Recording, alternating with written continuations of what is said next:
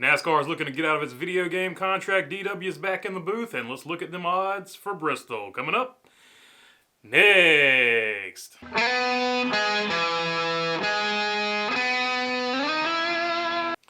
What is going on, everybody? If I haven't earned your subscription, hopefully today is the day that I will earn that subscription.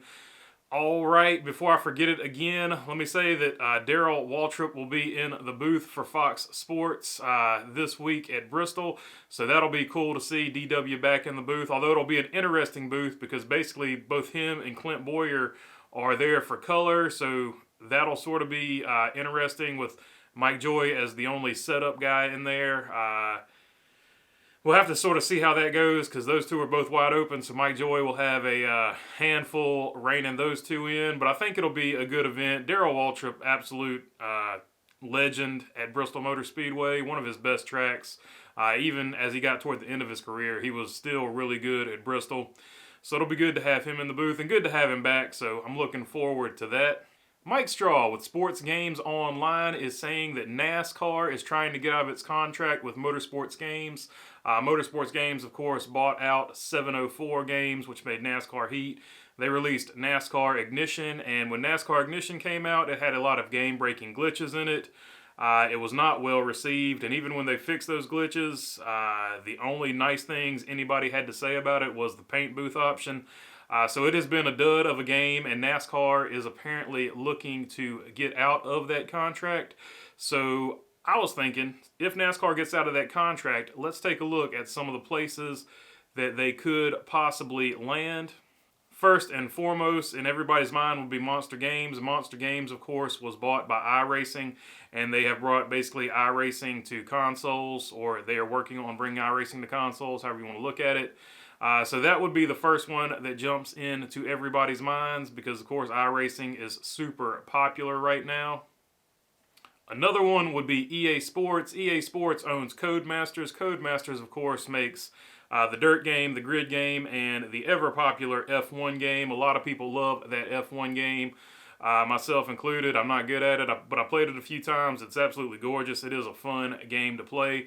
So EA Sports, Codemasters, that would be another good fit. My only concern with EA Sports would be EA Sports likes to nickel and dime you for every little thing. They have a poor relationship with their customers. They come off as being a company that does not care about their customers. So as good as the game is, you have to factor that in too. But EA Sports, definitely a good landing place. Another one that sort of would be under the radar would be Assetto Corsa Competizione. I'm Southern. I can't speak, much less pronounce Italian, but I did my best there. But it is very similar to iRacing in that it is a simulator type game. So that is one I think that would be sort of off the radar, but they do a great job with their games, and that would be another good fit. Another one to keep in mind would be Polyphony Digital.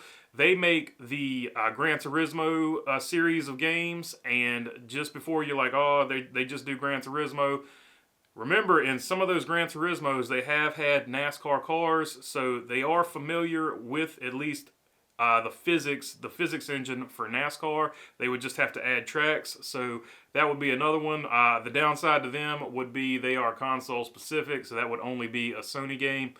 But yeah, that's another good option, I would think.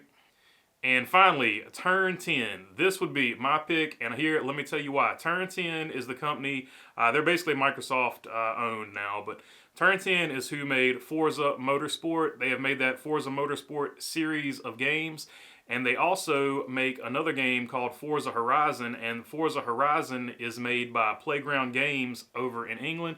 And here's why Turn 10 would be the best option in my opinion. Because they could make two NASCAR games. They could make your NASCAR simulator style game that would be super serious for people like that. But they could also make a NASCAR game like Forza Horizon, which is basically like a career mode where you go around and do different things to build up your career.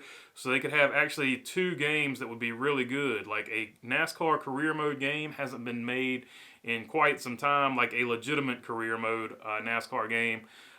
And they would also have the simulator game where you could play against people online. So their ability to make two different games that are both very good would be the reason I would pick them. I think Turn 10 is the best. I used to play Forza like crazy when I was playing video games. So also I have a bias toward Forza, but I think Forza Turn 10 games would be the best bet for this. All right, I know a lot of you don't care about video games, but let me hop out of this and get to the Bristol odds. So here are your odds for Bristol. Of course, Kyle Larson and Christopher Bell, the favorites, as long as they don't wreck each other like they did last year. Joey Logano also has to be a favorite because he won. A guy that's kind of interesting would be Martin Truex. If you remember last year, he won the truck race. So he's got good odds, and I like a lot of these actually, top 10 odds. These top 10 odds are not bad. Ricky Stenhouse has to be a good pick. Like he finished second last year, and he's pretty good odds to win the race there, in my opinion. Daniel Suarez actually ran really good last year too, so I like his top 10 and top 5 odds. And let's go down the list and look at one that a lot of people are sort of pointing at and saying that he has really great odds, and that is Todd Gilliland. Plus 2,000 to finish in the top 10, and here is why a lot of people are saying he is a good pick here, because if you look at his Truck Series dirt races, he has a plus 2.6 finishing average above any other type of track they ran at in the Truck Series. So they're saying Todd Gilliland is a really good sleeper pick for a top 10 finish here on your prop bets. So he would be one to keep in mind there. Of course, this is just for fun, so do what you want to in your personal lives, but those are the odds for the Bristol race. Of course, personally, Kyle Larson bias. I think Kyle Larson is going to win this race. If he doesn't win it, I would look at a guy like Tyler Reddick. Joey Logano is always good there. You can never count out Christopher Bell or Ricky Stenhouse. And like I said, I do like Austin Dillon and, well, Todd Gilliland. All right, that is all I've got for you today. If you like the content, feel free to subscribe down below. If you got a comment, leave it down in the comment section. Who do you think is going to win this Bristol race? And other than that, enjoy your Friday. Peace.